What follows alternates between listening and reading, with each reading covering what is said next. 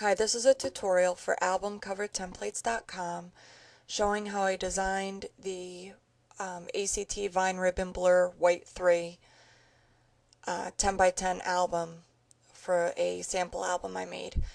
And so I have opened the template that you purchased from me, and also I have the White House Custom Color template for their 10 by 10 album, cover for 30 spreads, 60 sides. You can use this template for any book 10 by 10 or smaller. Any album 10 by 10 or smaller. Okay, we're going to move it where we want it. And then layer, flatten image. Okay, and then we go back to our original and close out of it. And then this is our White House Custom Color template with my design moved onto it. We're going to rename it right now so we don't save it as something else by accident. 10 by 10 Wendy cover, black white, save, maximum 12. Sorry, I got a little bit of lag here. Okay, and then you need to open up the picture. If you want to choose a picture for your cover, you can leave it like this and just add some names. Click and just drag the picture you want on, and to resize your picture, edit, free transform, hold the shift key down, left click on the corner and drag. Okay, and I'm going to put it right.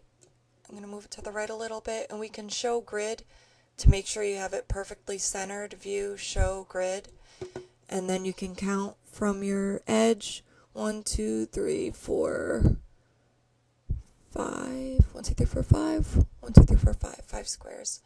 And I'm going to move it up to about there. Maybe a little higher, because I'm going to put, maybe I'll put my names on top. Okay, I'm going to have that there. Hit return to get rid of my transformation lines.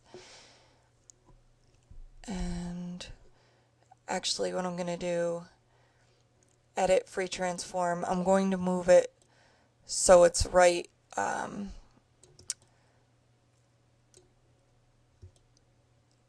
as close as I can get to my grid here. Okay, that way when I make a border for it, which I'm going to show you next, view, show grid, I'm getting rid of it so I can see what I'm doing. Okay, so now I'm choosing this square marquee tool. I have my top layer, which is my picture chosen. If you have them switched around, just make sure you have layer 1, which is your picture layer. And then I'm going to hit edit, stroke, and I'm going to use a color from the picture. I'll use this gray.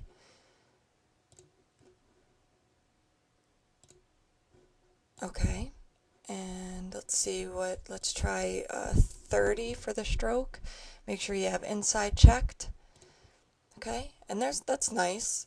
I'm going to go back in my history so I can show you a different way to make a different layer.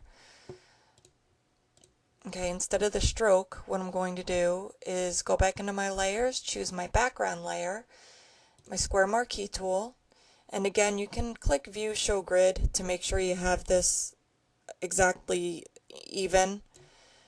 I have 0 feather picked, edit, image adjustments, exposure, and now what I'm doing is I'm changing the exposure of the selection I've made of my background.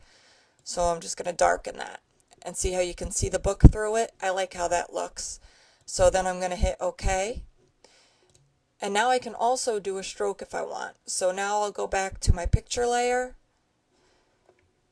edit, stroke. I'm going to use a dark gray or black even, and do a very thin, I'll do 8 pixels. Okay, so that gives us this little darker image there.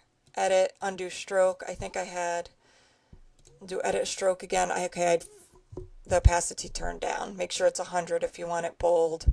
And I'll make it a little bit bigger. I'll go with a 12 for the width. Okay, and I'm going to keep it like that. I love it. So now I can add text with my text tool wherever I want on the book. And then layer, flatten image, and file, save as, Wendy cover. There you go.